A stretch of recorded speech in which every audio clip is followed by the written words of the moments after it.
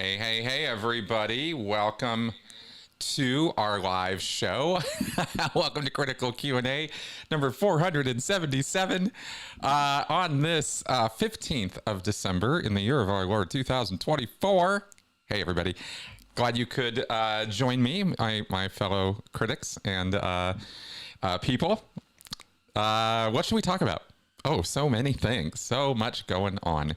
I hope you had a decent week this week. I did. I had a birthday week. I had my birthday was in the middle of this week. I am now the big 5-5.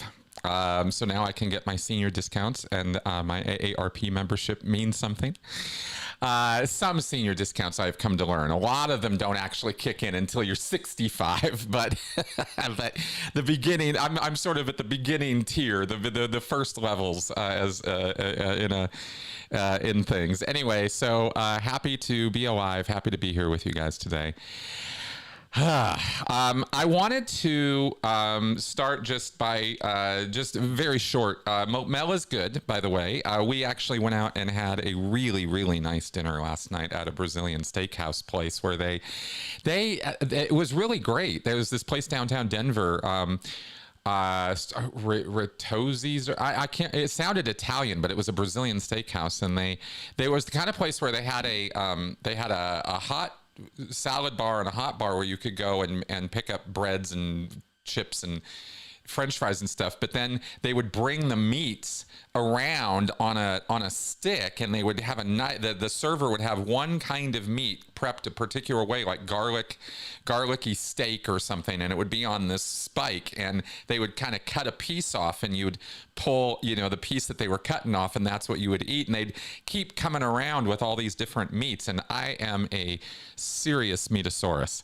I love my meats, and so this was probably one of the best birthday dinners I've ever had. Actually, it was really tasty. Because they had everything: pork, chicken, steak. I mean, so many different, even sausages and stuff, so many different meats that they came around with, cooked in different ways, and they were all really tasty. They had these pork bellies that were just to die for. So yeah, good stuff. Okay, so welcome everybody. I see all my usual critics in the crowd here, and yes, I'll definitely give Mel a hug for you, Daisuko. So let's go ahead and start. I should have started the Q&A box, actually, my bad. So let's go ahead and get that started, and then I will tell you all about something real fast. Then we can take your questions. Let's please put your questions here. All right, start that Q&A. And we have that box going now there. And then let's switch over to our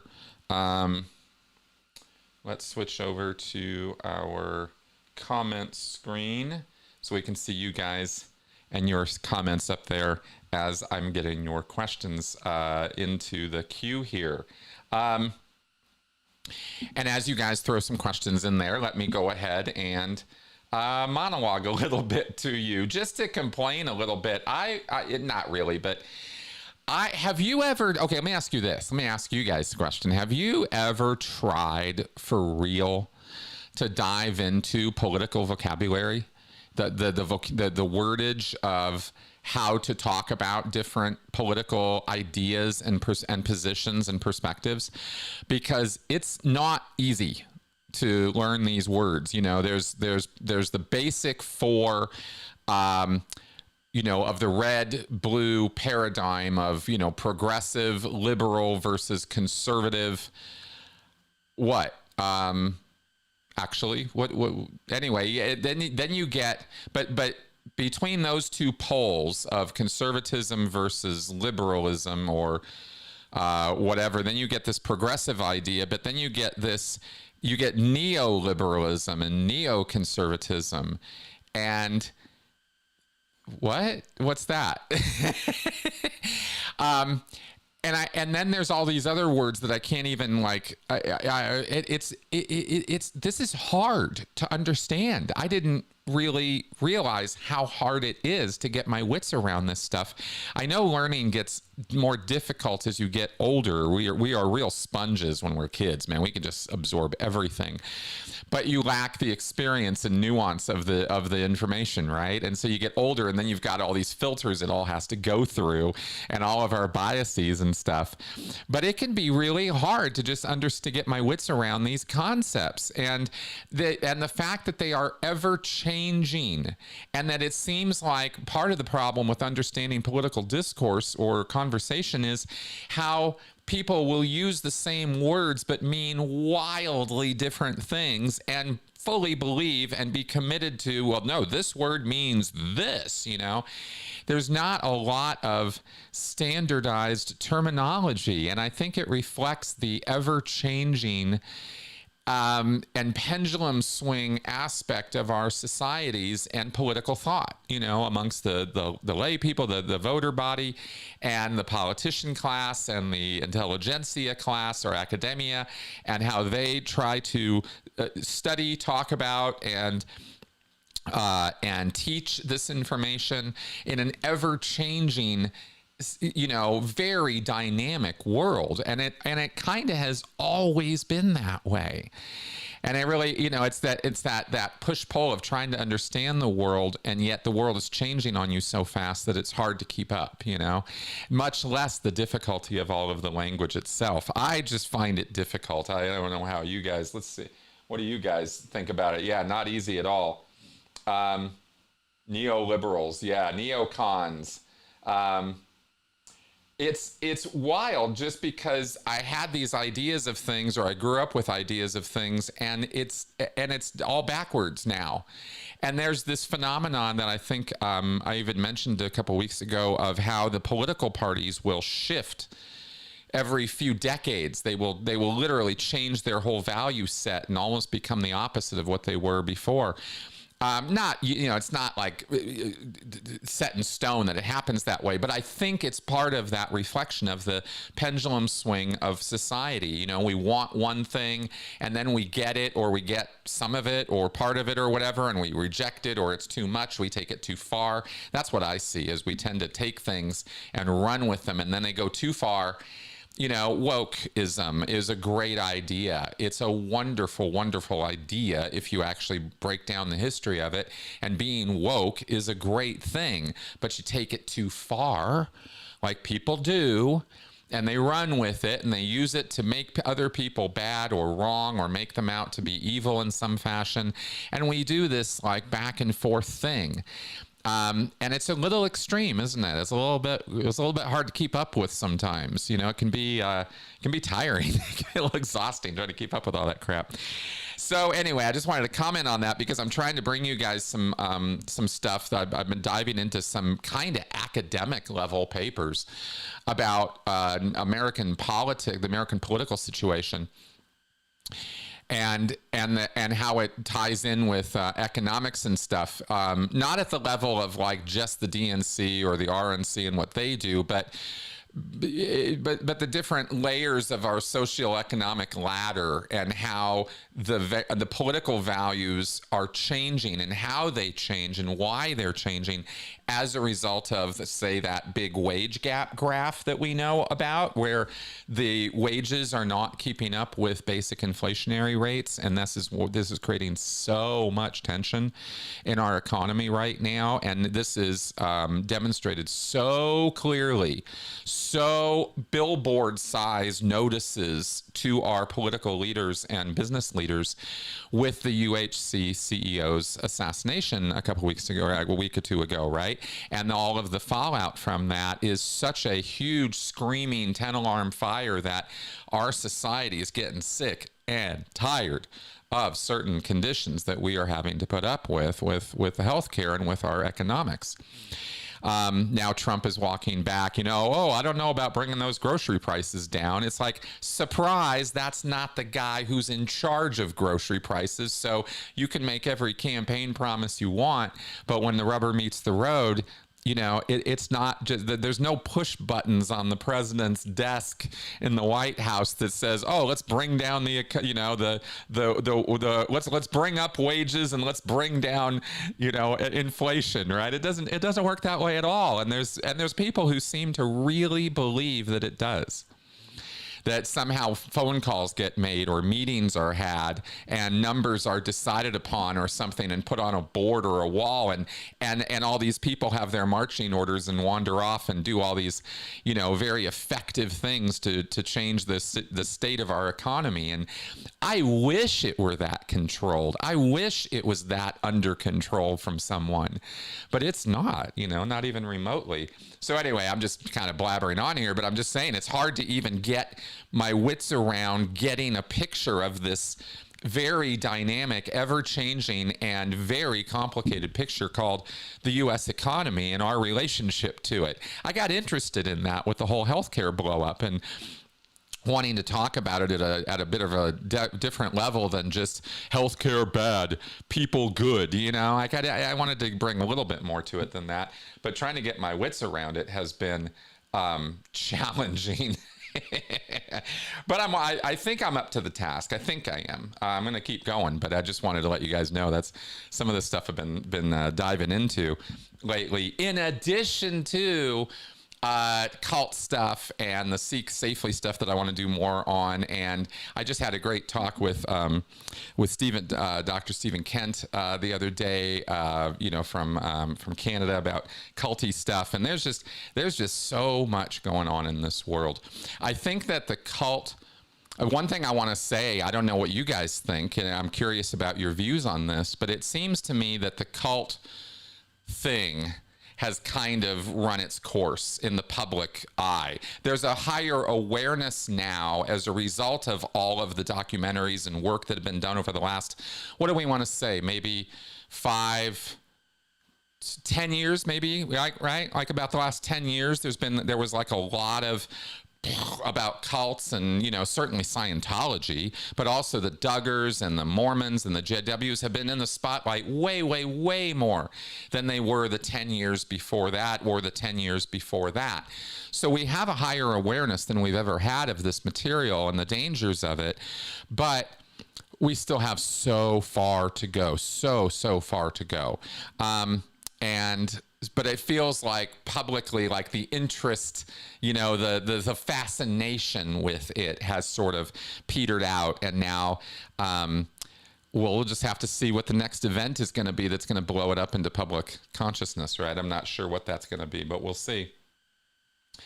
Okay, so let's go ahead and get to it here with your questions. Let's see if I throw this up on the screen. There we go. Joe DeCeppo, first question. I'm just going to take them in order and run on down the list like we do every week. What did or do Sea Org members do at this time of year during the winter break and New Year?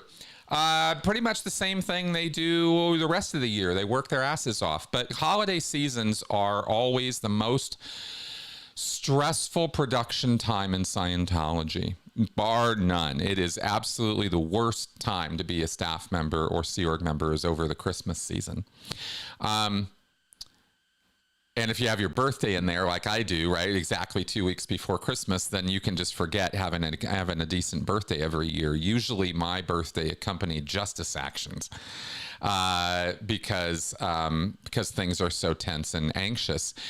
Remember that in the Church of Scientology, everything is run on statistics, and even the public are hyper aware of the statistical situation with their local church, if they're connected with it, right? Stats up, stats down, winning the birthday game. They talk about it. It's not a secret that statistics are kept. During the holiday season, it is expected that the orgs produce of affluence statistics, having the graphs go up, straight up and vertical. And they never do, right? And so what ends up happening instead is everybody, public-wise, the public Scientologists are not as committed to being down at the church and getting through courses. They're doing Christmas. This is Christmas time. holidays, taking time off, going up to the mountains, going to the cabin, going skiing, going, whatever, wherever. If you're down south of the equator, it's, taking a ski trail, going water skiing or something, right? Going out to the beach.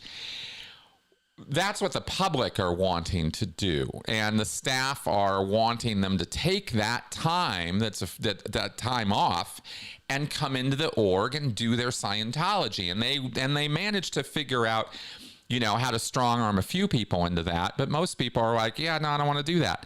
And there's this real tension that's created over the holiday season where the staff and the Sea Org especially are not going to get time off if they don't get those statistics up. So they are incentivized to do everything and anything they need to get the stats up. Now, money stats are not hard to do. If you can just get one good sale, boing, there's the money and you're off. Or if you can get a few good sales, then away you go. But the course room people, the delivery people, which is the area I was in charge of, the classroom work and the auditing work, that's time. You have to spend time to get through a class. You have to spend hours of auditing in order to get the statistic. That's literally what the stat is. It's hours of auditing. The course statistics are course completions, right? You got to get people through their courses. So there's a lot of pressure to get people in for lots of time during the time of year where that's the last thing they want to be doing. So, so this is this conflict, and it's a real conflict between the staff and the public, gets very tense during the Christmas season, and tempers run high. I don't mean that public get yelled and screamed at, but there's tension in the air, not joy and harmony and peace in Scientology orgs. They are very, very anxious places to be over the holidays. So that's kind of what I can say about all that. There really isn't much of a break for the staff or the public, or for the Sea Org rather. Hell, I've done half days, 3/4 days working on Christmas, because stats weren't up. And over the years I was in the Sea Org, it got worse and worse and worse with that. When I first got in the Sea Org in the 90s, it was a lot looser, and there was more attention on rewards and taking time off over the holidays. But the longer I was in, the worse and worse that got. So I don't imagine they've had any holiday season renaissance since I left. I'm pretty sure that what I'm describing is still the situation in Scientology. So I feel sorry for the staff and the Sea Org at this time, because their life is made a living hell. It really is. There's no other word for it. It's just not fun. And then you have to, and then what I'll add on top of that is to make matters 10 times worse. You have to pretend that you're having a good time and that it's the holiday season and this is the best, most wonderful time of the year. Right? It's the most wonderful time of the year. We would literally be sitting in the basement of the CLO singing that to ourselves, trying to keep ourselves going sometimes. Some days were pretty goddamn rough. I hated the holiday season worse than anything as a Sea Org member. I hated that time of year, and I hated everything to do with it. So thanks for asking. So anyway, yeah. So I'm glad that part of my life is over, and Christmas now is truly family, food, and fun. It's so different. I actually, thinking about it right now, I haven't thought about this much this year, and I didn't make any new videos or anything. I've already done all my holiday videos on my channel. If you're curious, you can look those up. I've talked in detail about the Christmas season and about Scientology and holidays.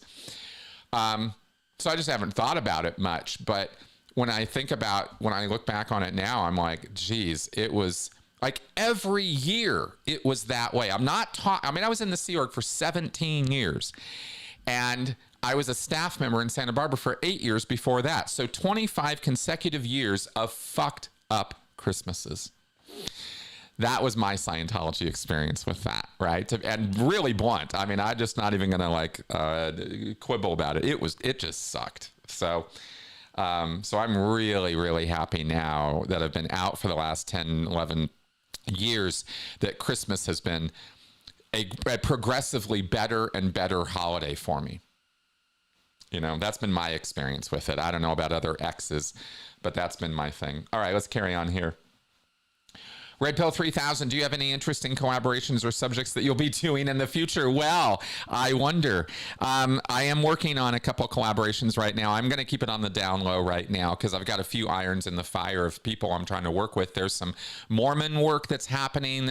There's a Mormon creator, or ex-Mormon, I should say, creator that I'm very, very keen to be working with.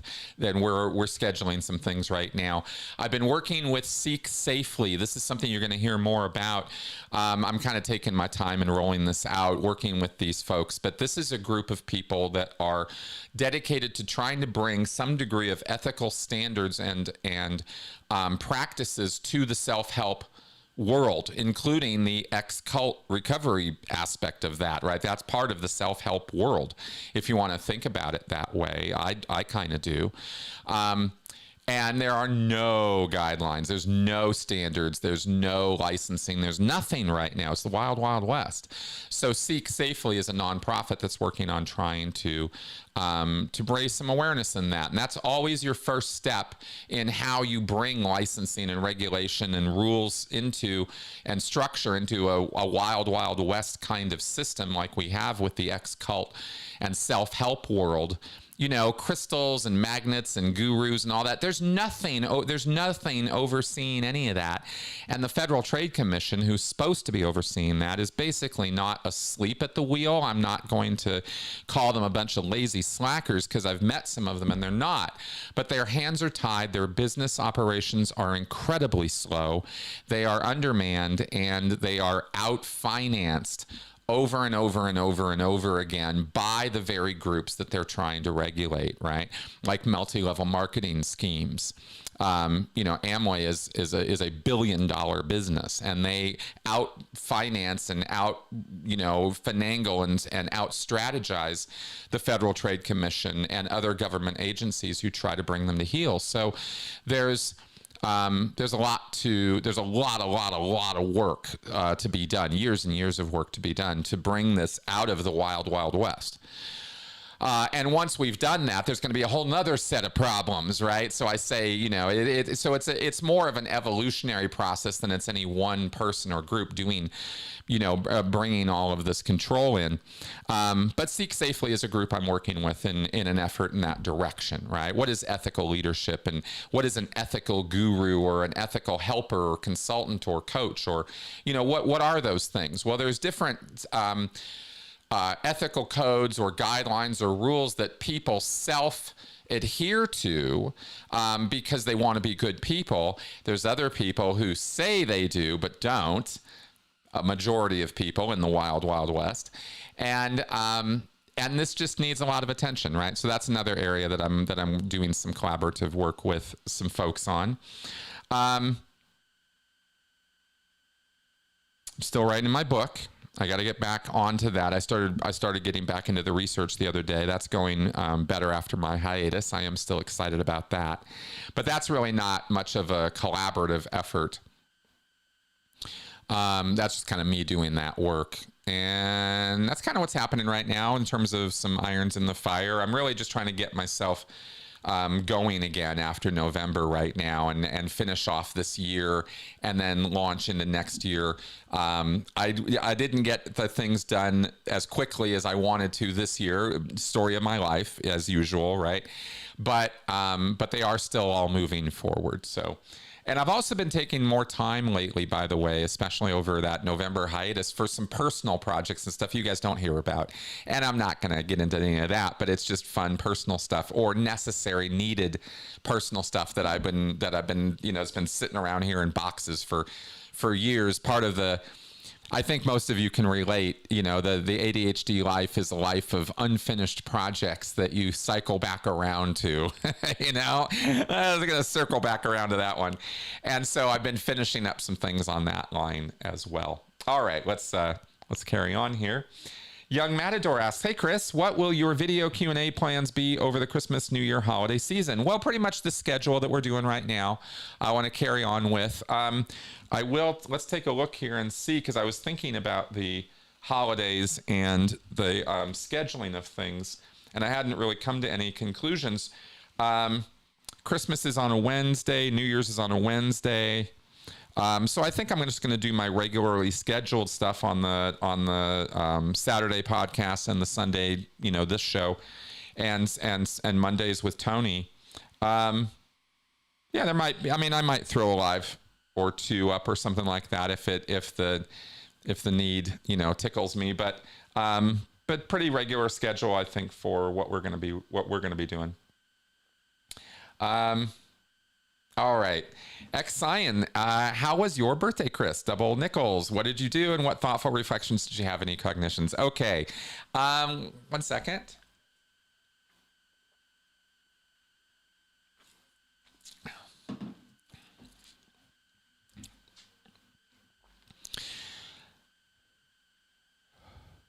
I think I've kind of said already a lot of what's been on my mind lately in reflecting on the state of the world and me and my perspectives about my place in the world.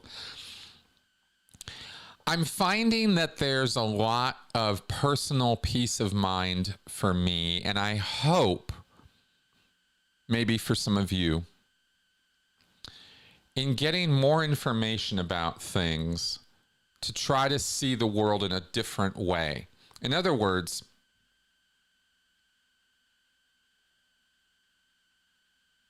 I feel sometimes like we trap ourselves in our political and religious and cultural biases.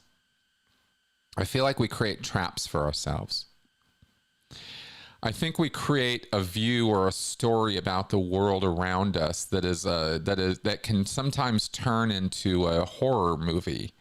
Where we're going along thinking the world is a particular way, and then threat levels come up or something, and we start like cogitating on all the worst case scenarios and what ifs, and not just going to the extreme, but we create these sort of like walls or barriers of thinking to ourselves. Like I can't, okay, like the way we shut ourselves off from our neighbors, right? As a theme I'm going to kind of probably harp on for a while because it's important to me, because it was kind of a cognition, kind of a realization, kind of an epiphany, right?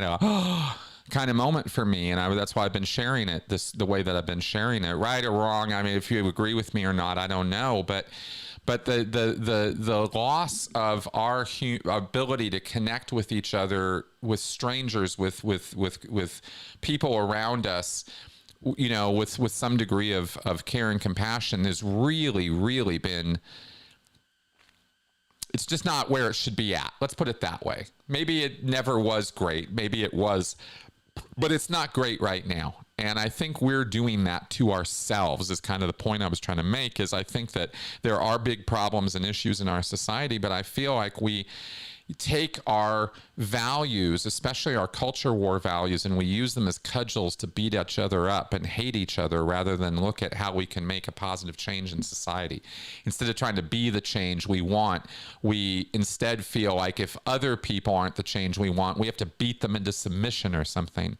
Now, I'm not sure if that communicates, but it's what I've had on my mind a lot lately.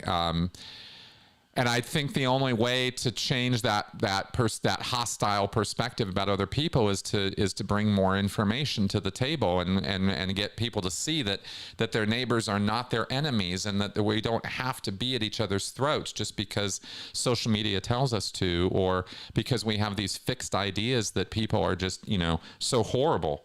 I don't think they are. And I think we sell ourselves on this story that they are. And I think we do ourselves a pretty big injustice in selling ourselves on that story that, I know I'm kind of talking in big generalities right now, but if you've been listening to all the stuff I've been saying in the, since I came back from my hiatus, and I think a lot of you have, it's all kind of a picture, and I hope it's a one that's a sensible picture, because it sometimes I'm like, am I speaking clearly? But I just, that to me, that's kind of been a lot of the subject of my own thinking since the election, and re-evaluating the reality of the picture around me versus some of the fixed ideas I had in my head of how things should be. And we can have ideas and should have ideas about how things should be. But that doesn't necessarily mean that's how things are, And if we're beating up on other people or hating other people because they somehow are disappointing us or are somehow not measuring up to our standards or something, we have to look at ourselves too as part of what's wrong with this picture, right? We have to turn the mirror on ourselves too. And I just think that's important, and that's what I've been working on lately. And I'm trying to figure out how best to talk about it in a constructive way where I don't come across like, well, we're all just wrong and we're, or whatever, or some silliness. I don't know.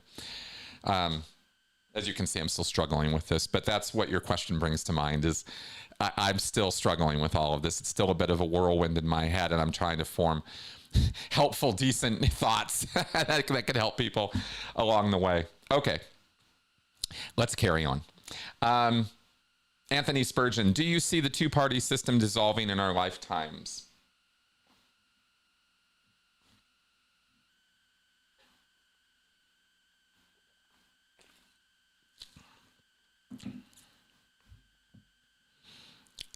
No, I don't think that's going to happen. But if you mean, could there be a three-party system or a four-party system in the United States? I could see that. I'd like to see that. I've been kind of pounding the drum on that for years. We need that badly. I don't know that we've ever had conditions more conducive to creating a multiplicity of parties than we do now. There's an awful lot of political orphans in our country right now, right?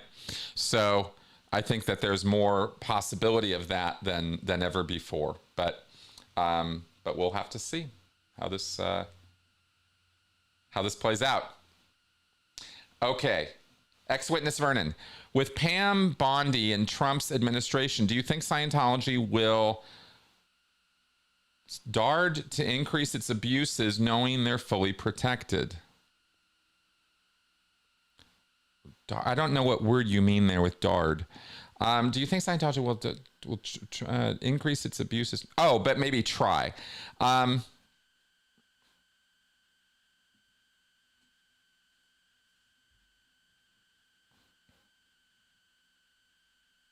No, I don't think Scientology is going to change because it doesn't. In this way, in this sense, Okay, let me explain what I mean. So Scientology is a destructive cult that has broken the law whenever it wants. Whenever L. Ron Hubbard wanted to break the law, he broke the law. Whenever David Miscavige wants to break the law, he breaks the law.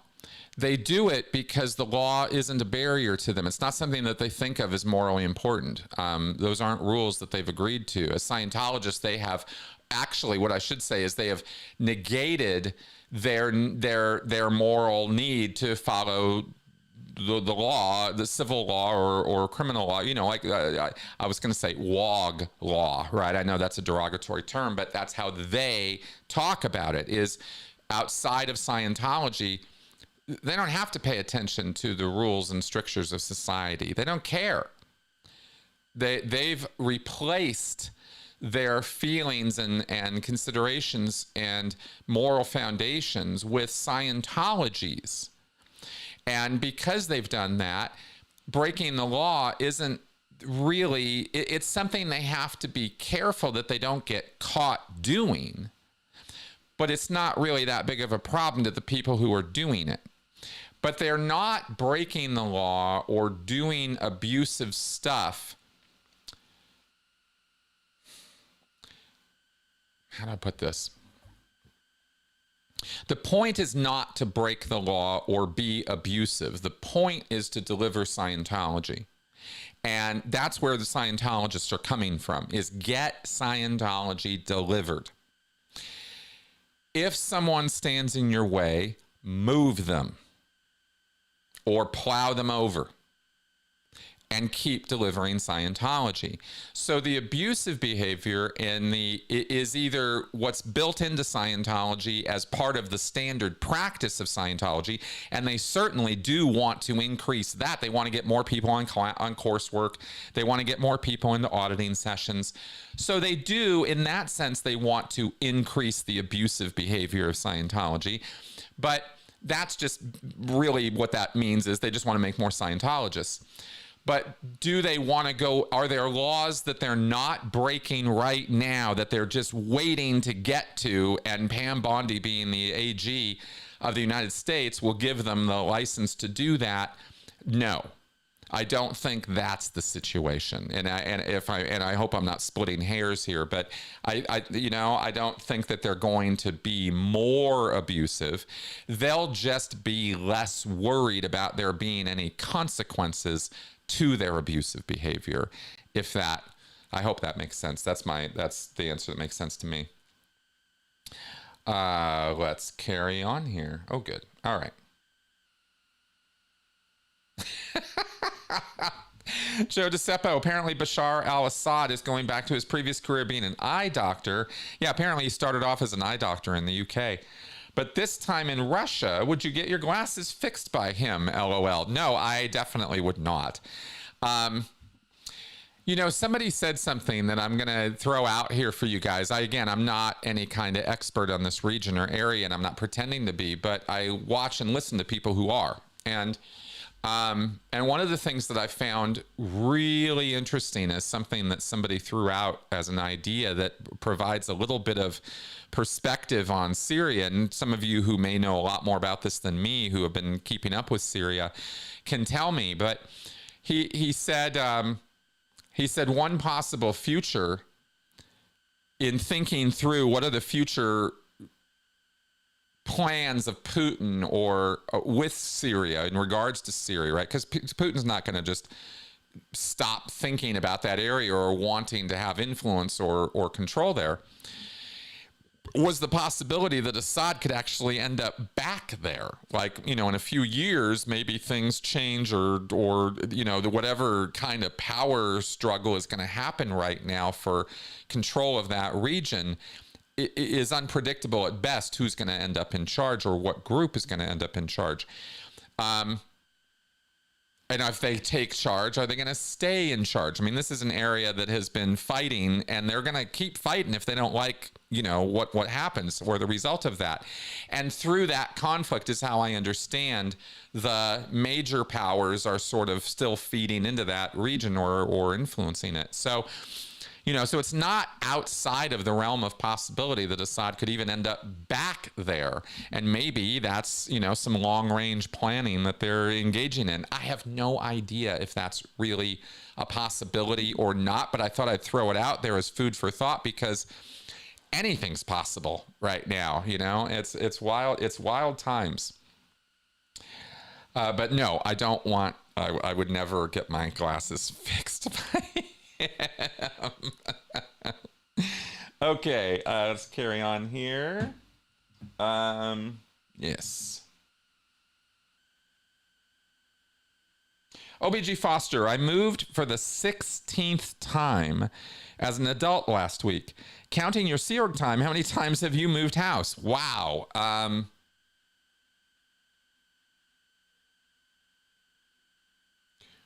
3, 4, 5, 6, 7, 8. Now, Sea Org, I'll just say as one big thing, because I mean, in terms of moving house, if you mean how many times did I move dorm rooms, you want me to throw that in? Because that would add a few more. I think I could match your count if I include times within the Sea Org that I moved from place to place, like from one room, one floor to another. Or when I got married, got a couple's room. So, um, yeah. So that's what I think it would be about the same in my lifetime. Yeah. Okay, X-Sign asks, have you seen the Christmas lights at downtown Denver Botanical Gardens? I have. We haven't gone to the Botanical Gardens to see them. I've driven past and stuff. There's light shows all over the place here in Denver. They're fun. But it's really not my thing. I'm not much of a let's go look at the lights kind of person. I don't, just not my thing. Okay. Anthony, oh, by the way, Anthony, I messaged you back about that Tolkien thing, by the way, and I haven't heard back, so I just want to make sure you knew I did message you back on that. Now, what religion or cult is the most incomprehensible, incoherent? Wow. Gee. There's probably some religious studies guys who would be able to answer that quicker than me. But you know, I'm going to tell you that at least of the ones that I've connected with or have been, you know, like studied, actually read and looked into, I'm going to say Crowley. Aleister Crowley's work is utter garbage to me. I have no idea how anybody can read the book of the law and come away thinking that that man has any idea what he is talking about. It is pure gibberish from beginning to end. But there are people who parse out meaning out of his writing, and it blows me away. I have tried numerous times to understand Aleister Crowley's writings, and it's just it's drug-fueled nonsense. I'm really at a loss. I rely on other people who, you know, when I've interviewed people who were part of the OTO, the Ordo Templi Orientis, the religious system he created, has to do with magic with a K, to differentiate it from other forms of magic, and it's blood, sex, magic rituals. I mean, I understand all that, but trying to dive into his writings, oh my God, I was getting headaches. It's just gibberish. It's just incomprehensible. Anyway, yeah, I already said that. So, yeah, I'm going to say Crowley. I can't make heads or tails of that guy. You know, Blavatsky's confusing as hell too. And apparently, I mean, I've only talked to Joe Zimher about her work in detail because she's got like this 5,000 page tome of the occult and mysticism and the work around that. And I'm a little afraid to open that book. It's a little bit like the Necronomicon, you know. You don't want to. You think demons are going to come out and eat your eyeballs or something. I don't mean I'm really afraid, but it's just, you know, I'm just kidding. But a 5,000 page book. I mean, Jesus Christ. And Joe said, yeah, he read the whole thing and he was like, yeah, it didn't really say as much as you'd think it would. But I just think there's a lot of really, really confusing stuff wrapped up around, you know, 18th, 19th century mysticism, spiritualism, and occult practices at that time. I think these were works that were written or put together in such a way that you could interpret so many different meanings out of what they were saying, and that was kind of by design. And so it can kind of mean whatever you want it to mean in a way. And I'm being, you know, far too generalized in that criticism. But that's what I've run into every time I've dived into the real details of spiritualism. But I need to go deeper because I know that there's probably stuff in there that is a little bit more sensible or easier to read. I mean, I'm assuming that's the case, actually. I don't know. Any of y'all have any suggestions for me along those lines? I'm all ears because it's hard to understand that stuff. It's really hard to get your wits around it fully. So that's my answer on that one.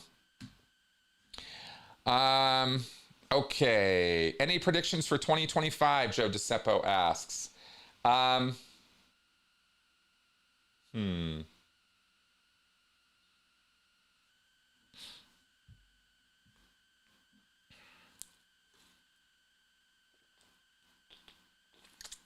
Well, let's see here.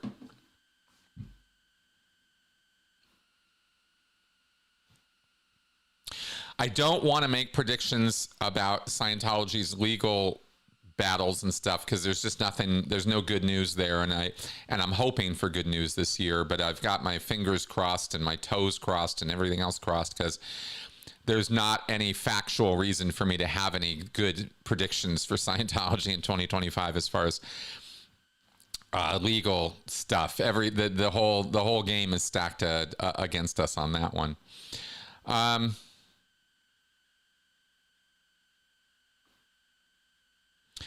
I think we're going to see an awful lot of legitimate buyer's remorse in 2025 on the part of our presidential election. I think we're going to see that. I think we're going to see some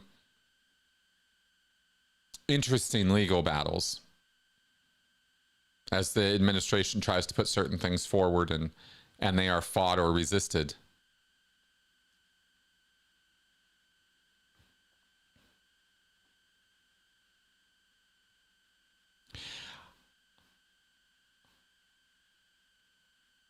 I am not sure, and I am very curious where things are going to go in terms of the civil unrest, the red flags, you know, of the healthcare thing and all of that. That boiling layer of resentment and anger and even rage that exists subtextually in our culture right now, in the American world, is not a joke. That's not going away. It's not, you know, these incidents of Luigi, the killing, right? That's like a volcano kind of letting off, or a geyser kind of letting off steam, right? But you know, there's a lot more going on under the surface than that. Like explosive levels of detonation are waiting to go off, is kind of how I think about that. And that needs to, there's going to be more geysers or volcano, little out explosions of that. And I hope that we're not going to see a super volcano go off, right? Using that analogy. So, but it could happen. It could happen. It's, you know, but we'll see. It's hard to, it's actually impossible to predict that kind of thing for real. You can't predict an individual occurrence like that, but it's out there, you know. And I think that there is there's some kind of reckoning waiting to happen there. How that's going to roll out or manifest is going to have it has a lot to do with how badly these corporations fumble the ball right now. And so far they're fumbling it in every way you can, at least as far as I've seen. You know, the responses to this, the corporate responses to this, the finger wagging over it, the tisk tisk, how could you people possibly be so evil as to thinking this is okay, and laugh and titter? How dare you? You know, this kind of thing. This is so not reading the room of this country right now. So, you know, so it's going to be hard to predict, but I think it's going to get worse before it's going to get better. Yeah. I hate saying stuff like that, but I think it's true. Yeah, political rage, like road rage. It comes out like road rage, you know? People hold it in, and then starts blowing up. Okay, Xen, friend who's OT4 and did L10, then did the PTSSP rundown. What puzzles me is that one of the abilities gained on L10 is to be free from suffering the effects of suppression. That's right. Then why do PTSSP rundown? Exactly.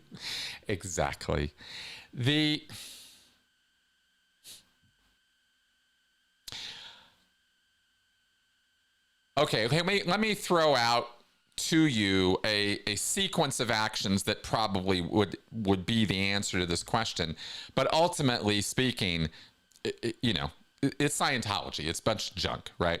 However, if you look at the development of the PTSness materials, you see the first signs of it early on in the 50s. Hubbard's talking about the chaos merchants, or, you know, the people who are out to, you know, kind of antisocial elements in society. And he's talking about reporters and politicians and, you know, power leaders and things that he didn't like. And they were obviously, you know, people who were evil and must be destroyed. This whole narrative that Hubbard started began then.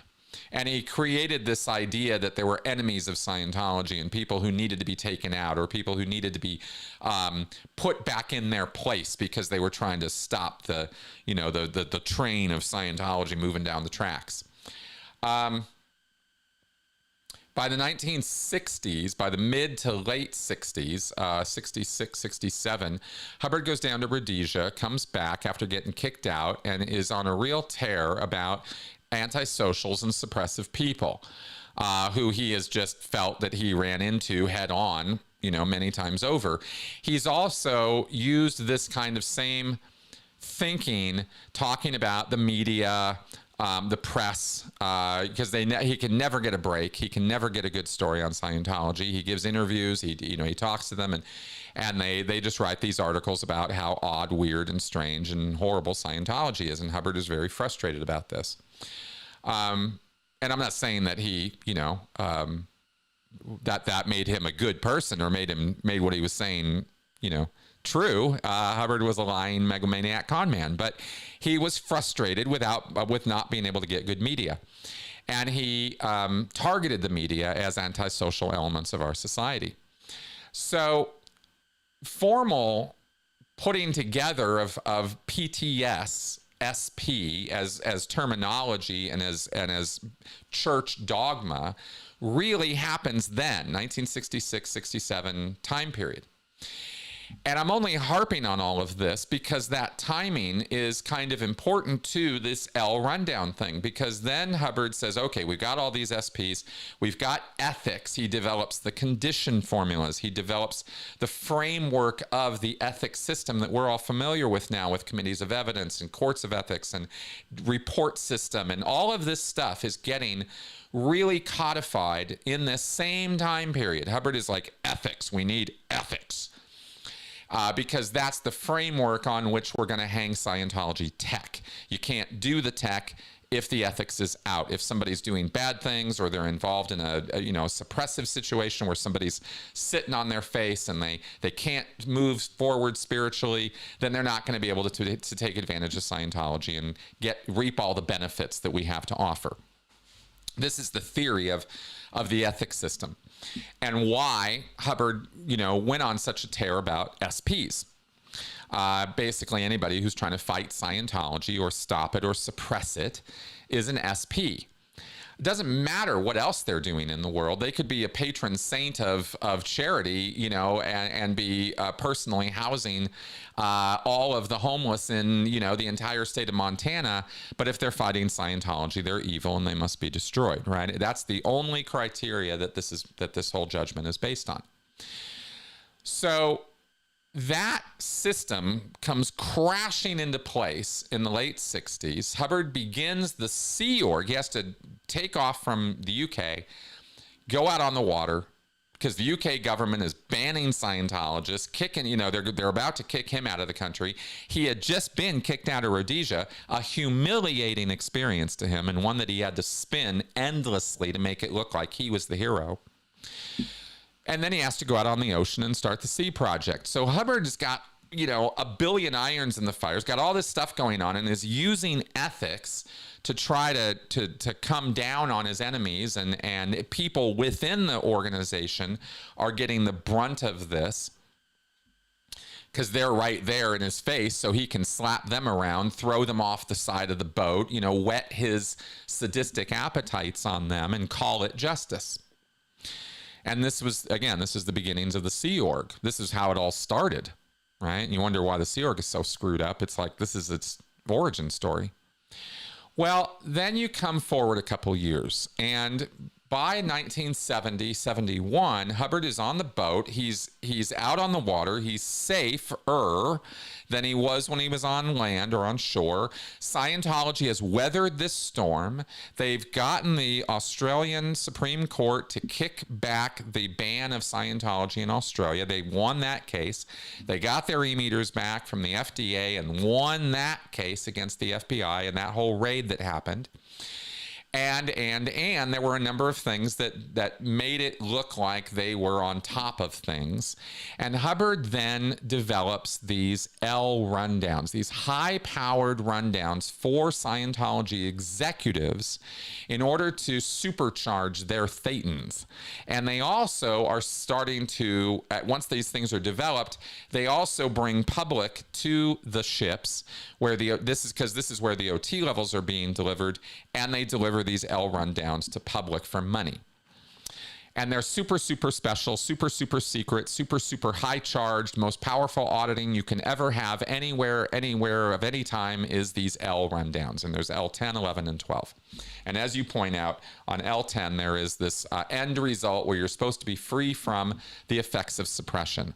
Now, at that time, if I recall correctly, there was a very rudimentary PTS rundown to audit somebody who had gotten PTS. So like you do your PTS, I don't want to get too into the weeds on this, but I think most of you guys know that when you're connected to a suppressive in Scientology, you have to do this whole ethics handling where you evaluate the situation and decide whether you're going to handle this SP and get them to stop suppressing you, or do you just have to disconnect from them and get them out of your life entirely.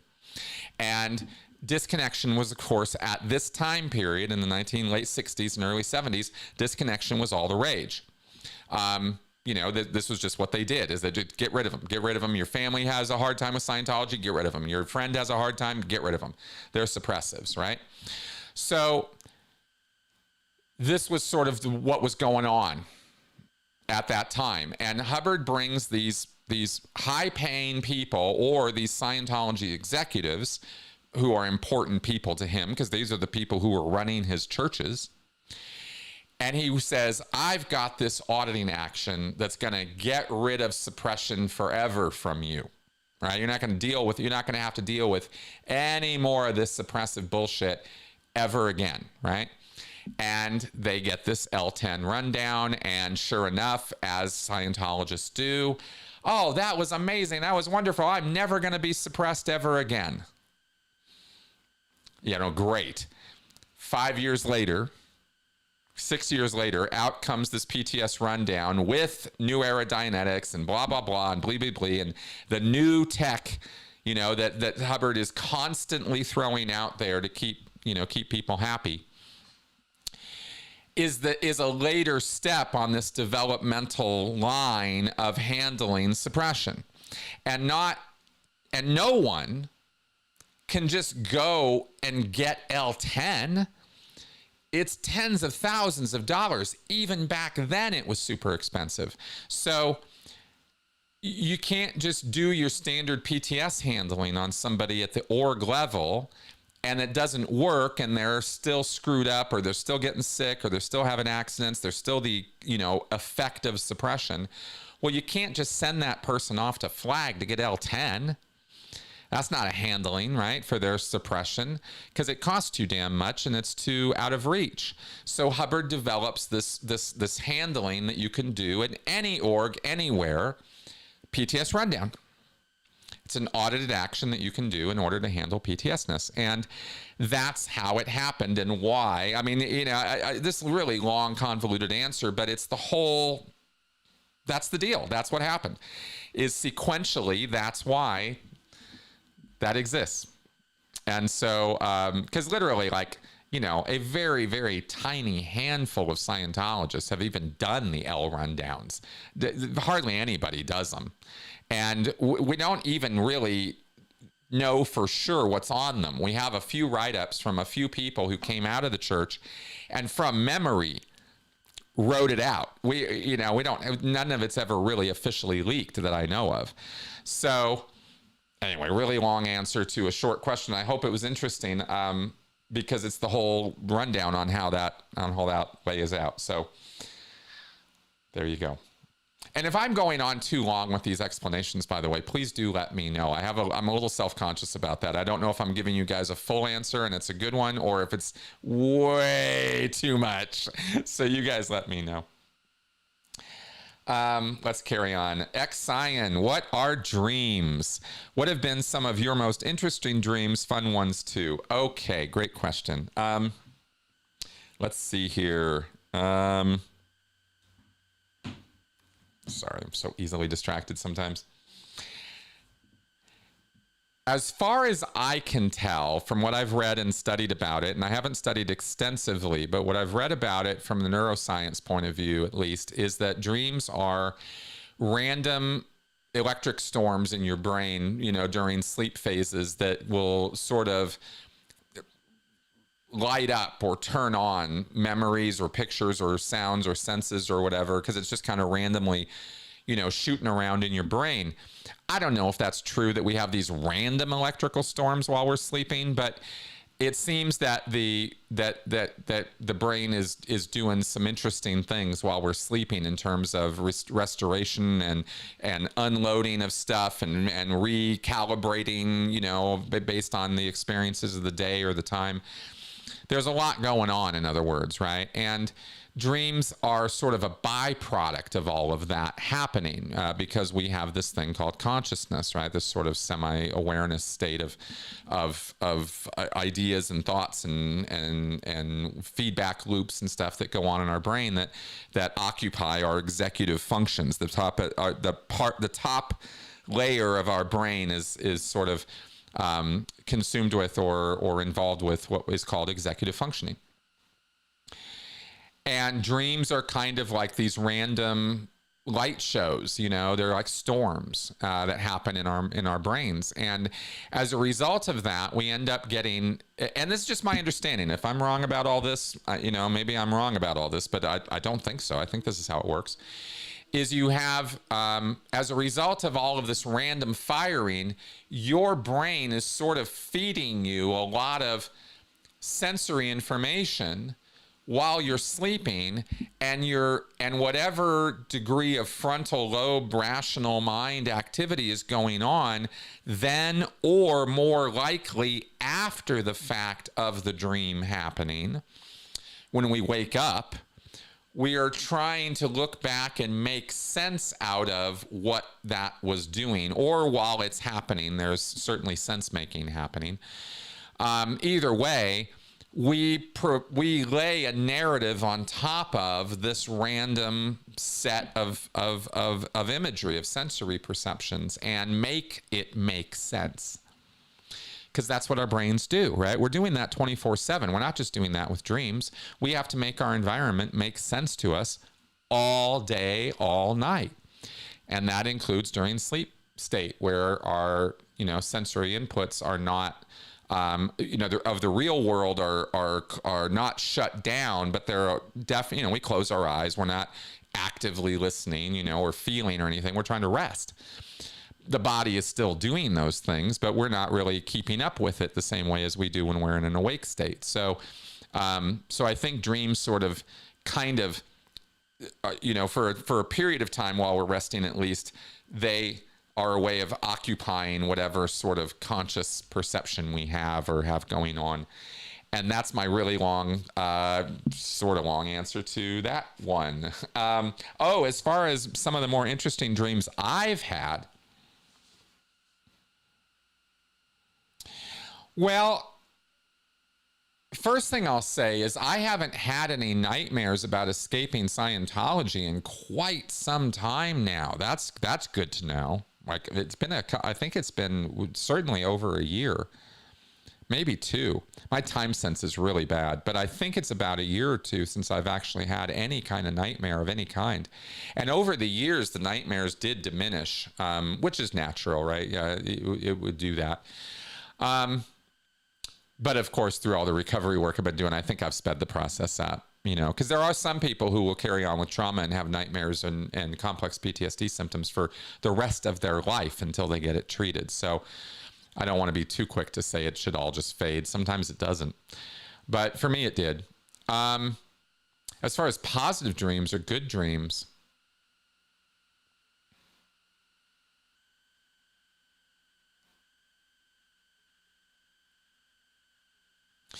I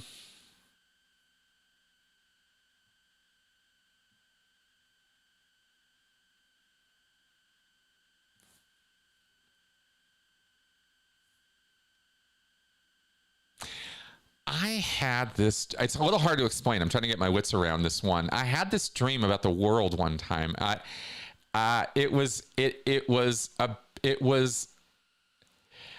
Okay.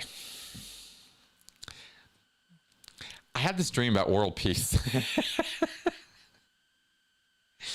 Like, what would it really look like? What would it really look like? And it was so different from how things are. It was this dream about a sort of, everybody was so chill. I don't know. I don't know if I want to get too detailed about that. It's going to sound silly, but I just had this really nice dream one time about world peace and about what it would look like. And it was a lot of fun. It was really nice, and it made me feel really good. I'll just say that. Okay, let's move on.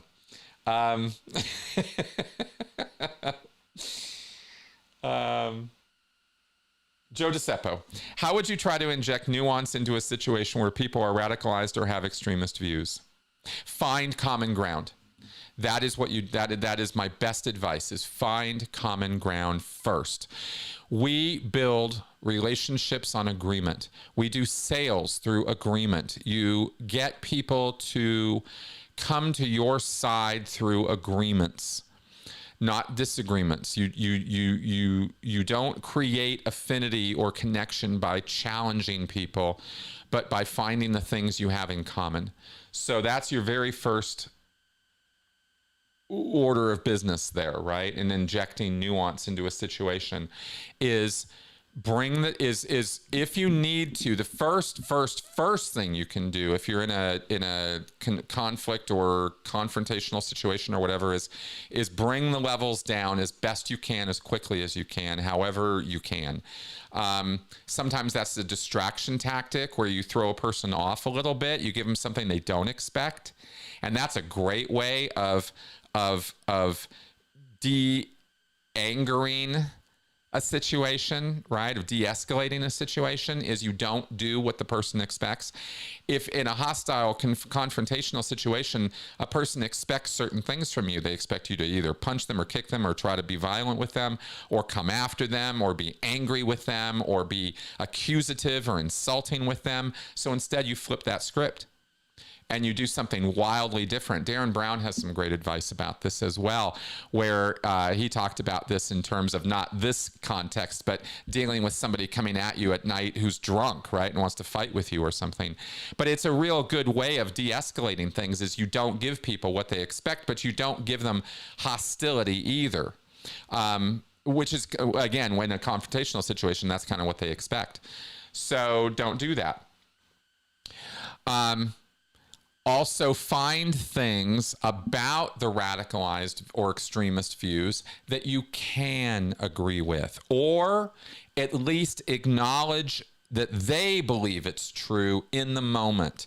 Acknowledge their feelings or their attitudes rather than the factualness of their statements. Well, the blacks should be rounded up and killed. I'm really mad about that. Wow, man, I really get that you're mad. Damn, you are mad. Wow, let's talk about that, right? Why so angry, right? Or why so serious? Or what's up with that, right? Like, get curious. Be curious about them and their points of view. I don't know, other than broken human beings, people who are just unattached or are refusing to attach, which is few and far between. It happens. It definitely happens. But most people want to tell you what's on their mind. They want to talk. They don't necessarily want to be friends, and they don't necessarily want to be pals with you, right? I don't mean that, but they want to tell you what's on their mind, and they want to express themselves, and they want to be taken seriously, and they want respect for their opinions. They want respect. And they're going to use their opinions or their views to try to get that respect. Well, you don't have to respect their beliefs or opinions, but you can still respect them as a human being. And if you give even a little bit in that direction, just a little bit, it will pay off in spades most of the time. Sometimes not. It's not 100%, but most of the time you will get a return on that investment. You know, here's this hostile person, or here's this radicalized person, you know, talking about how violence must, you know, or horrible things must be done to some group or minority or person or something. You go, okay, I get you're pissed, or I get you're upset, or, you know, acknowledge the emotion. Right? Label it, acknowledge it, you know, empathize with it to the degree that you can. Right? You can do that. You can go all that way without agreeing with anything the person is saying. You know, but if you lead with your disagreements, if you lead with you're an asshole, oh, that's just a fucked up thing to think or say or do. There's no connection. There's no effort at building bridges or at trying to find common ground in that.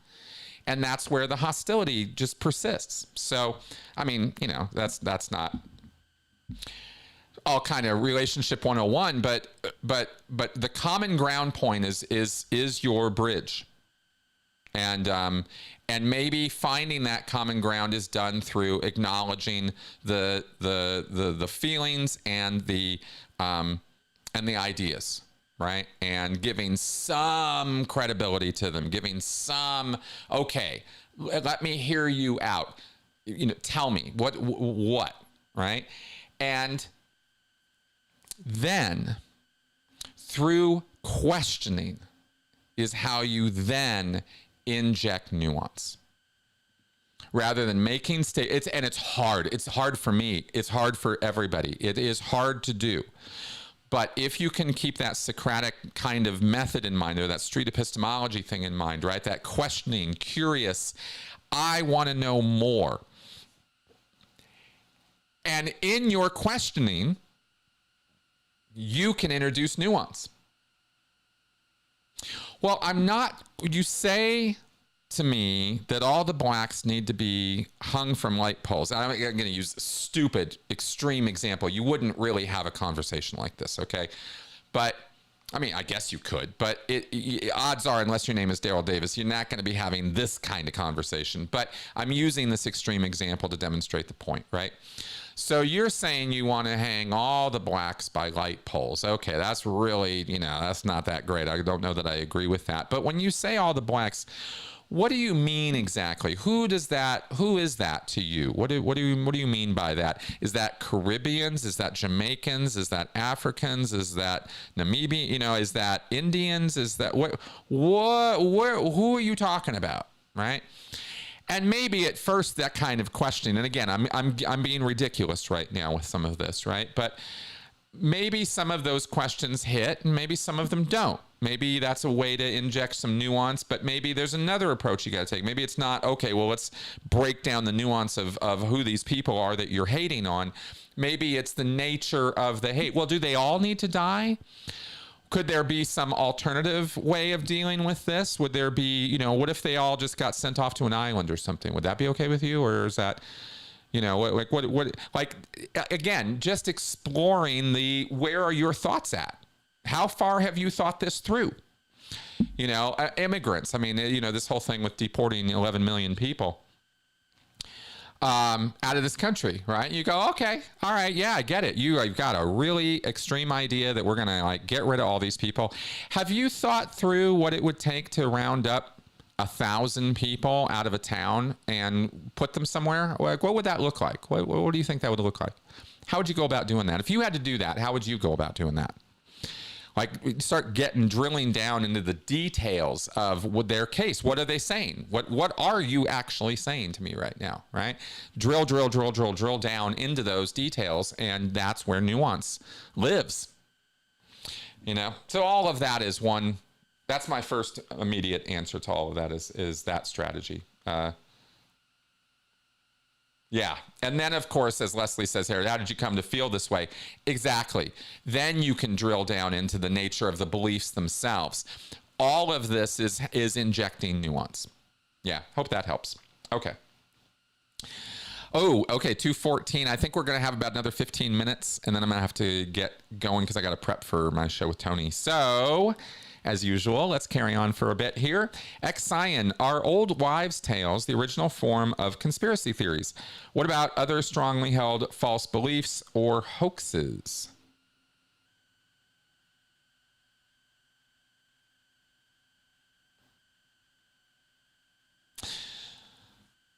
That's a great question. I like that question.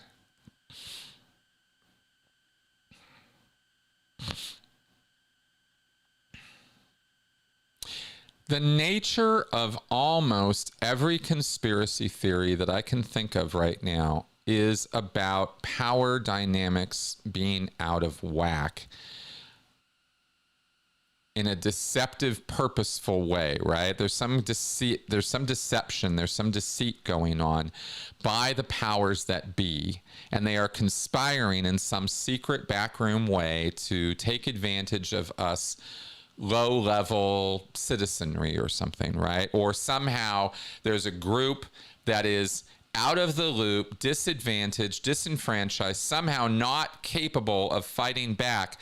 And the nature of that situation is that this conspiracy exists to suppress or antagonize or steal from, or in other words, in some fashion, victimize this unknowing minority or group, right? Or population. It doesn't have to be minority, but some population. That's the model of a conspiracy theory, right? I mean, does that make sense? So that goes a bit beyond, rumor mongering or old wives' tales, but they're related. Like it could be, the Venn diagram could cross over a little bit there, maybe, right? You could have old wives' tales or conspiracy theories being woven within villages or small towns or hamlets about the mayor or the power or people who somehow have a position or a knowledge or a situation that they don't want other people knowing about. They have a secret, right? And the whole thing with the rumor mongering and the old wives' tales and stuff is, at least this kind of thing is, well, I don't know. Actually, you said old wives' tales. I hope I'm not connecting. I'm talking about like rumor mongering. Old wives' tales would be more of like, well, this thing works. Oh, maybe I'm misunderstanding your question.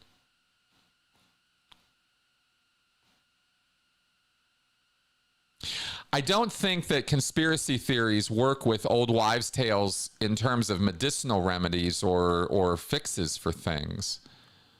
It's the other association I have with old wives' tales is it's some old thing that, some old wooey pseudoscience solution or something, right? Anyway, let me go back to the rumor thing, because I think that's how I understood your question at first, and that's the answer that makes more sense to me is the rumor mongers in the village or whatever, right? And I don't think that's, again, it could Venn diagram over conspiracy theories, for sure it could, but I don't think that's the origin story of them. I think conspiracies happen at all levels of society by people who somehow feel that hidden or mysterious forces are at work or at play against them. And that's the explanation they can come up with because they don't understand the complex system around them that is actually creating their problems or situation. I think that's really the sort of the description of where conspiracy theories come from. Tell me if that all made sense. That was a little roundabout in how I went about that, but tell me if that makes sense. Meanwhile, we will carry on. George Smiley asks, DM goes off to target 2 to screw up Scientology galactically with either an angry authoritarian or moderate reformer to take his place. Which of DM's policies would any new leader change? Oh. Okay. All right. There's a scenario. All right. What does David Miscavige's successor, in other words, change? Okay. Well, depends on what they want to do with Scientology.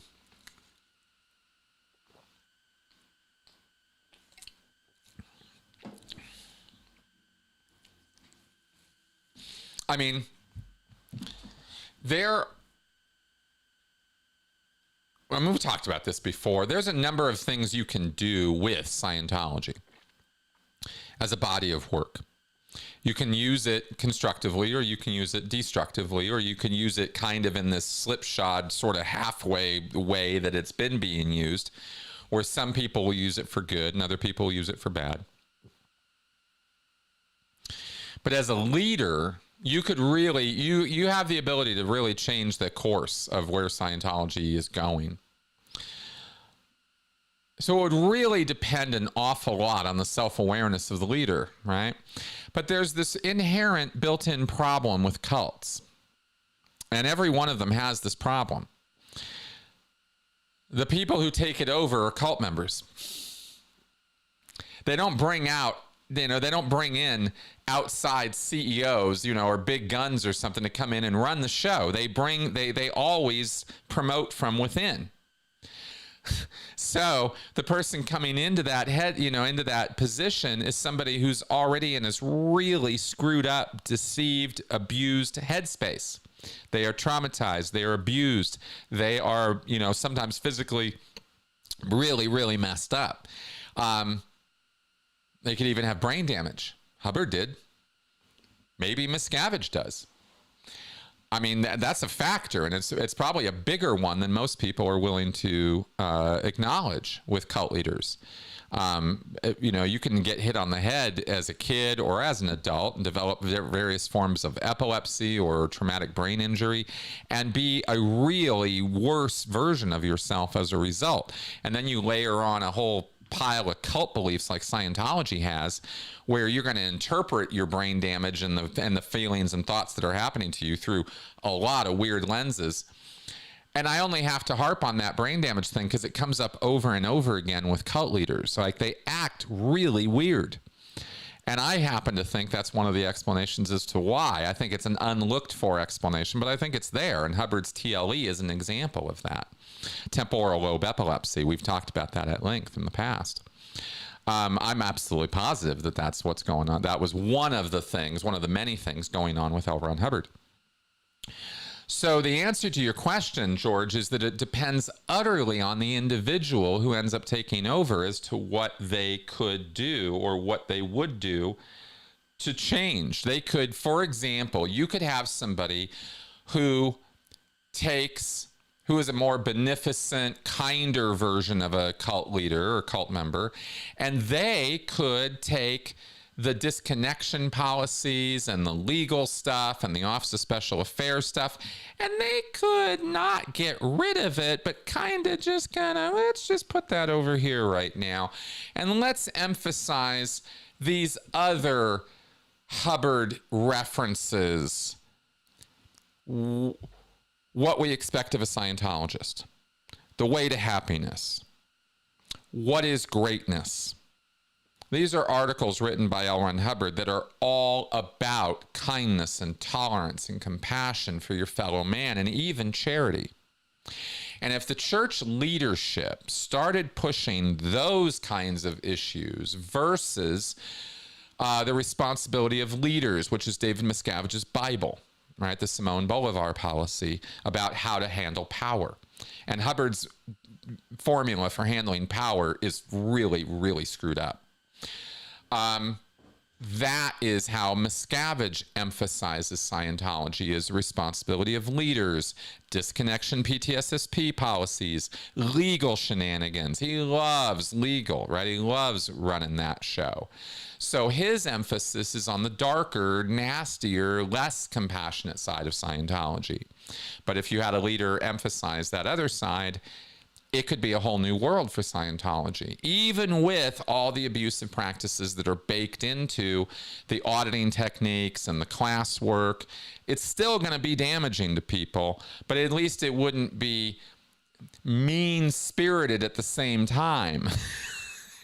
And that could make a difference. If that leadership were to go so far and be so self-aware that they knew that they needed to issue public apologies and do a bit of a, redemption tour for Scientology, and that is, by the way, something that David Miscavige not only will never do, but would never even consider. It would never even enter his headspace to do something like apologize or do a redemption tour for Scientology, where they did some kind of press tour, issued some press releases, gave some interviews, and expressed that they had made some mistakes in the past. And maybe they didn't really have their shit together the way they, kind of said they did. And maybe people were hurt as a result, and that wasn't intended. But, oh, my God, we are so sorry. I mean, do you know how much mileage Scientology could get with the broad population out there if they did something like that and did it in earnest and with even, some level of pretended sincerity? So many of their problems would be over. But Miscavige can't even conceive of doing something like that. It just doesn't even, it's just not even like, it just doesn't appear on his radar at all. And if somebody were to suggest it to him, he would, he'd probably send him to the RPF, right? I mean, he'd recreate the RPF just to send that person to it.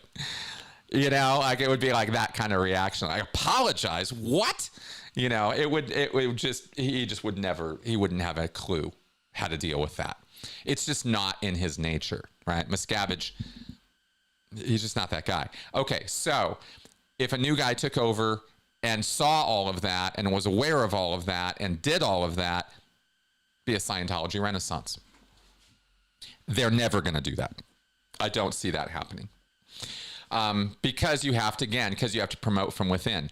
And the people who are within Scientology don't understand everything I just said. They just don't get it at all. At all. They don't get it. And Hubbard's policies don't allow them to get it. Because Hubbard is, everything he says is to run the organization the way it's being run. So you'd have to, like I said, you'd have to really change the emphasis of how Scientology is being run. There you go. Anyway, that's what I got for you on that one. All right, let's power through a couple more and we will wrap up here.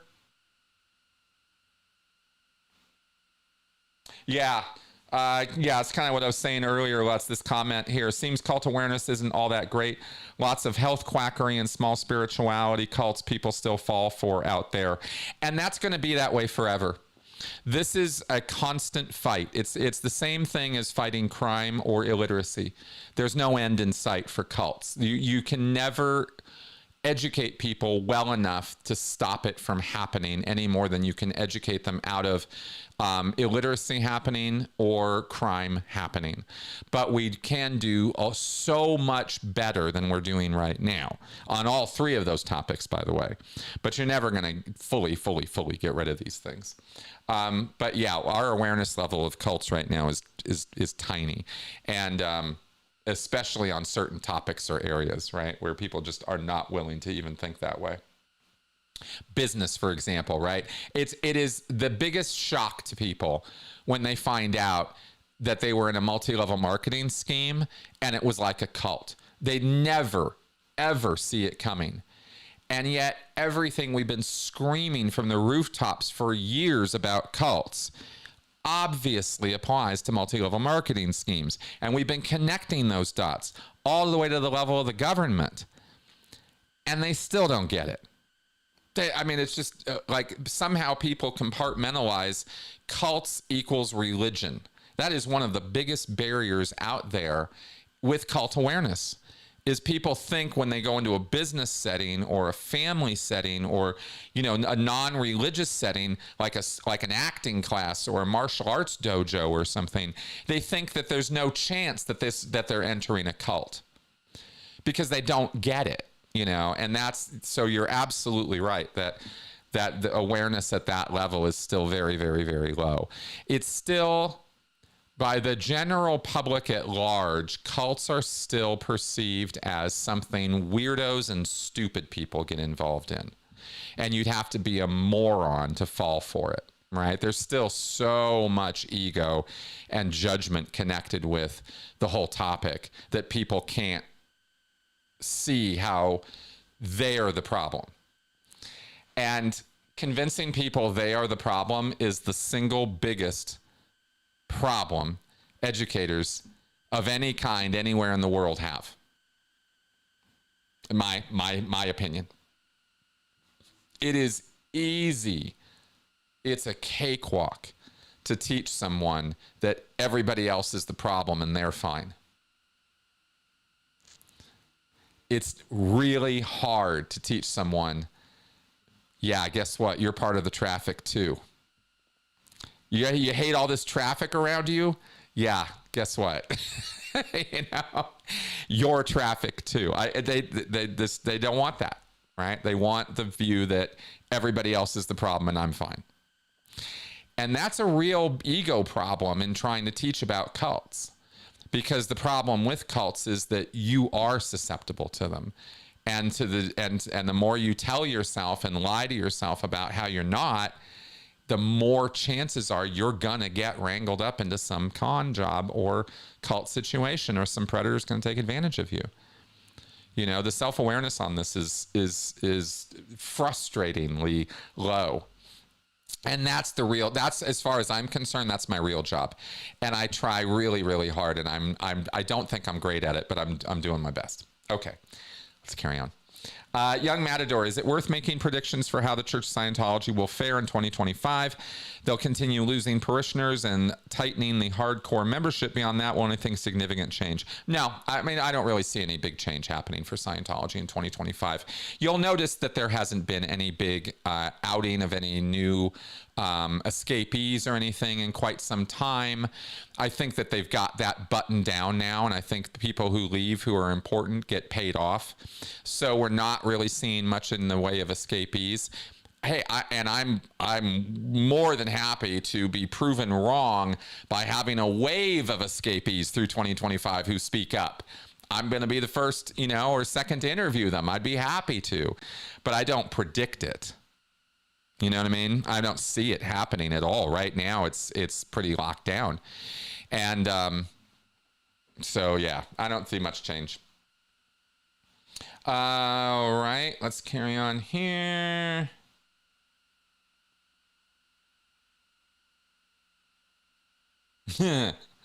I'm just going to take a couple selected ones from the list here. I am going to miss a couple of your questions, guys.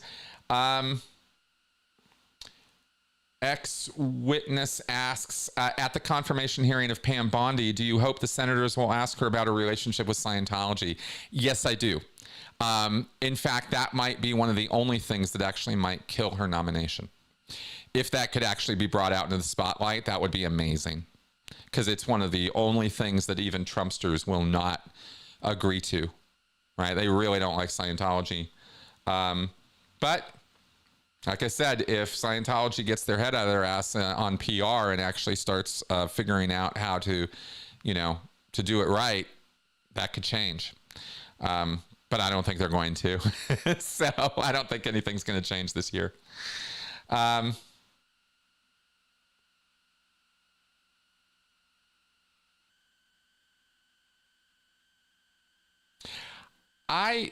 Okay, Joe asks, if we lived in a world where you had to choose one religion to be, some countries are like this, which would you choose? Okay, so I guess I have to choose one of the big three, right? Islam or Christianity or Judaism, or I guess I could throw Buddhism, Jainism, Scientology, I don't know.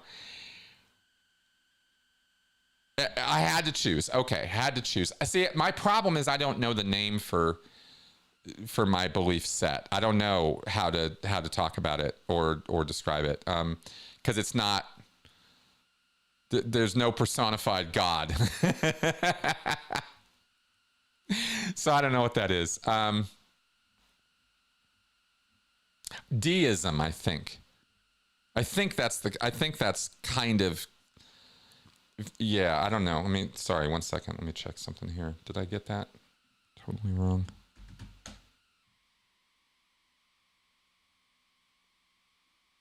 If somebody had to hold my feet to a fire and I had to have a belief, I'd say deism. Belief in the existence of a supreme being, specifically of a creator who does not intervene in the universe. I don't think God is anywhere around anywhere when it comes to our existence, our lives. I don't think there's any interaction of any kind. And that's why I don't actually believe in a God, because I can't connect with that in any real way. So I don't really believe. But if I had to, I think I would take deism.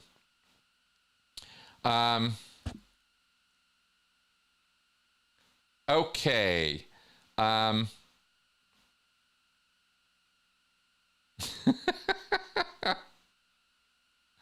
Oh, I didn't. Oh, thank you, ex-witness. I actually, let me do this. I forgot Benson Cam, but I have Benson Cam for you. So why don't we wrap up with some Benson Cam? Let's switch over here. And there he is. I shot this today. And you're right, I totally forgot. I was going to show this earlier. This is our little doggy out in the, that light coming in from the backyard there is where that is. And he's in the kitchen there. And this is just totally random, me shooting him, hanging around. He was kind of restless when I was doing this with him earlier. I was trying to get, sometimes he's like camera ready and awesome. And other times he's like not into the camera at all. He's so funny that way. It feels like sometimes he doesn't not like it, but he just kind of turns away from it. It's not something he really understands, I think. Anyway, he's still our little bundle of furry joy. You can see him with his little walking harness on there. We take him out for a walk, and that's what we hook up to him so we can connect him. And then sometimes we'll put a sweater on over the top of that. But that's his little eating area. So there you go. All right, back to me. I am not able to save the queue, Joe. I see that in the regular comments there. So you'll have to save the questions you want to ask me and bring them back up next week, okay? And throw them in there, because I can't keep them from 1 week to the next without it being kind of a problem. Okay, let's wrap up with, oh, wow, 2:36. Okay, I'm going over a little bit here, but fuck it, let's do it. Bo Beats, Black Sheep, what are your thoughts on the vast documentation of near-death experiences? I think that there are people who interpret their sensory perceptions while unconscious in very, very interesting ways. First off, I don't put a lot of validity into the idea of, the tunnel of light and, the relatives beckoning you and all that.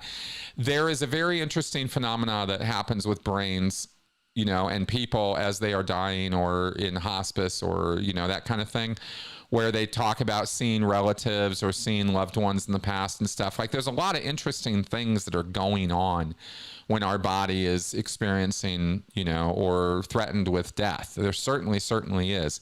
And I don't imagine that we've got it all figured out by any stretch at all. And I'm open to the possibility of there being more to our existence than, a purely physical brain existence. I'm open to that idea, but at the same time, it doesn't really make a lot of sense to me as to how, like, okay, fine. But once I start asking all my questions to drill down into the details and nuance of it, it all falls apart.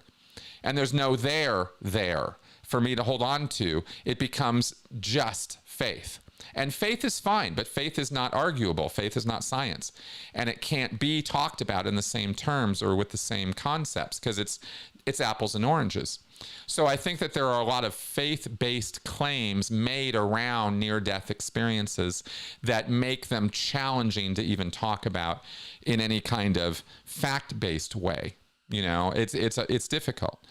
And then there are legit questions. There are things that have happened that don't really surrender to easy explanations. People who have had deep, deep surgery where they were really down under. There was one woman who had things over her ears, over her eyes. They shut her whole body down, and she was able to recount after the surgery some recollections that she just should not have been able to perceive while she was under. So how does that make sense, right? There's one or two cases of that I've read about that are certainly intriguing, very intriguing. I don't feel like I need to understand why a thing happened in order for me to question or not believe certain explanations about it. I don't know what caused this or why this is happening, and I'm very curious about it, but I'm pretty sure it's not God, and I'm pretty sure it's not spirits, and I'm pretty sure it's not, like that kind of thing. That's kind of where my thinking goes on it, is maybe I don't know what it is, but I kind of feel I know what it's not. You know what I mean? If that makes sense. Some of my thoughts about that since you asked.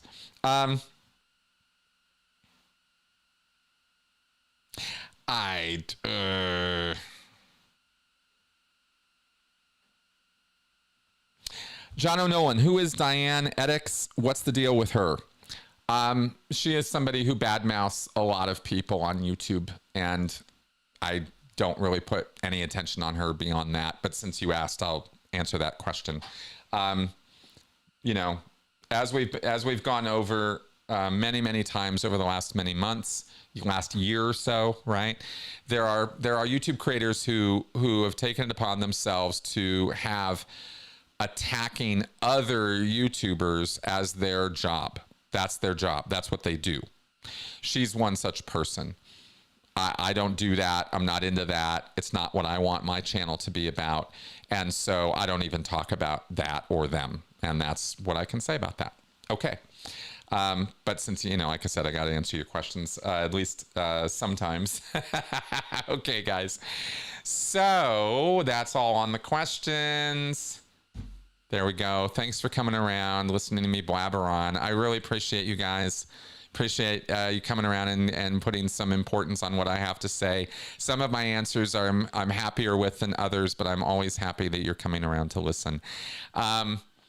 'Tis the season, if you want to support the channel, support my work, Patreon, PayPal, whatever, channel memberships here on YouTube, all of it comes together to help keep the roof over my head and keep the lights on and keep the show going. And as long as y'all keep supporting me and making it possible for me to do this, I'll keep doing it. Like I said, I've been diving into some new stuff, new territory recently of study that I want to bring, better content to you guys, in addition to continuing on with this cult stuff. It's all of a picture to me. One leads to the next to the next. I mean, I can't think of a cultier field or subject than, ideology, the mix of ideology, economics, and religion coming together to form, the frameworks of our society. There's cult dynamics going on in all of it, and that's what kind of drew me to it all in the first place. So if this channel is kind of trying to move in a direction of talking about those bigger things while still holding on to the fundamentals we've been talking about this whole time, then I think I might possibly be able to do some public service in that direction.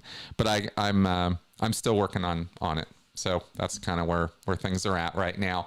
I really, really, really hope, oh God, I wish I'd led with this. The interview that I did with Julie McKernan yesterday dropped on the Speaking of Cults podcast is so good. I really hope you guys will check that podcast out. It was one of the interviews I am most proud of that I've done over all the years so far.